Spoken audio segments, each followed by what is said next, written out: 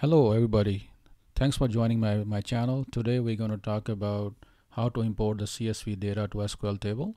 So for SQL I'm using the Microsoft SQL database. So this is our CSV, which is an employee data. We have first name, we have last name, number, which is an employee number, we have address, postal code, salary information, and join date.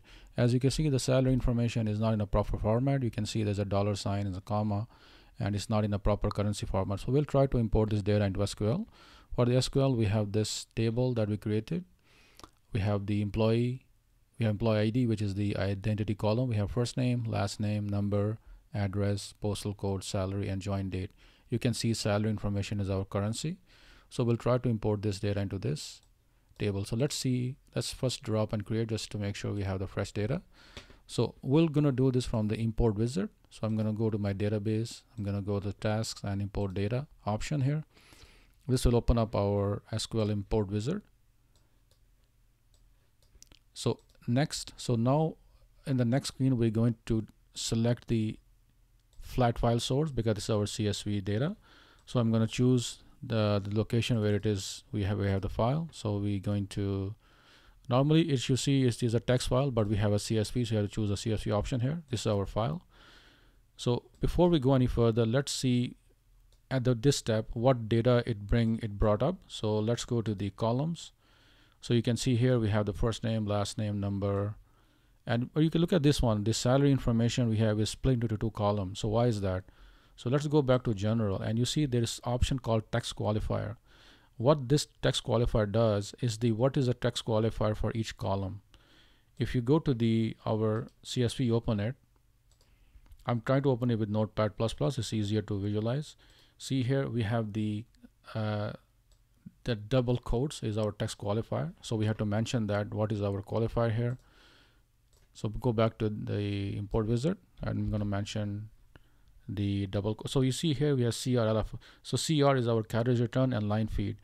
What this tells us how the header row or the delimiter, what is the delimiter of our files.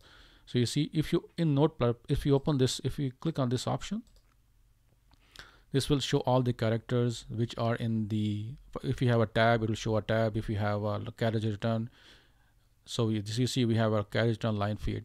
Normally you can have like a comma, you can have so this is how our file row ends. So if you go back and you see this is automatically imported by the wizard. So I just want to show it to you, explain to you what this does. And you see here it says column names in the first data row. Yes, we have the columns in the first data row is our column name. So this is fine. We have to check that. So now let's go back to our column. You see the salary information is fixed now. So let's try to import this data. Here, the next step, I'm going to choose my option here, SQL Server Native Client. I'm going to choose my server name and the database name. Just click next. So here I'm going to choose my table I created, which is an employee table, and then go next. And you see you have a bunch of warnings. But let's try to import it. Let's see what happens. So I'm going to finish it. So you see we got some errors here, and let's open what it shows us. So first error it shows, okay, it says that our file is open. So first we have to make sure the file is closed. It's not open. So let me close this. And I'm going to also close this in the Notepad++ just to make sure. Okay, so let's close this and go back and try to do it again. Okay, we got errors again. So let's look at this now.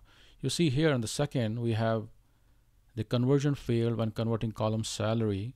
So it says that the status value 2, and it says that there's a potential data loss that is going to happen because the column format is not properly done. So let's go back to the first screen that we were showing the currency information. So you go here and the advanced. You see here in the advanced column we have all the formatting of each column name. So you see, let's try to fix this. So you see our first name, it says is a 50 width, but we are using 100. So let's fix all of this information. We have 100 here. This we need to do because if the character is more than 50, we are going to have a truncation error. So last name is 100. So let's put it to 100. Number, which is 50, which is fine. Now we have the address is 255. So let's fix to 255. Postal code, which is we are using 100, and this is 50. So let's fix to 100. Now salary information you see here is a decimal by a string, so we have to fix this information here. So let's use so we have to use a currency here. So let's use currency to fix this properly. And the last column is join date with a string, and this is a date which should be okay. So let's try to import this data again. So I'm going to choose again the native client, and this is my database and server name. Let's go to the next, and then let's try to choose the table. So this is the table I'm going to import it to. Next, now you see we have warning, but the salary information seems to be okay here. So let's try to import this now. I'm going to click on finish, and there you have it. We have all the 1000 rows transferred. So let's check the data. Let me close this. And you see now we have all the data imported, and the salary information is in the proper, we were using the proper formatting in the import, and now it adheres to the decimal column that we are using. So there you have it. If you like this video, please subscribe to my channel, and thanks for watching.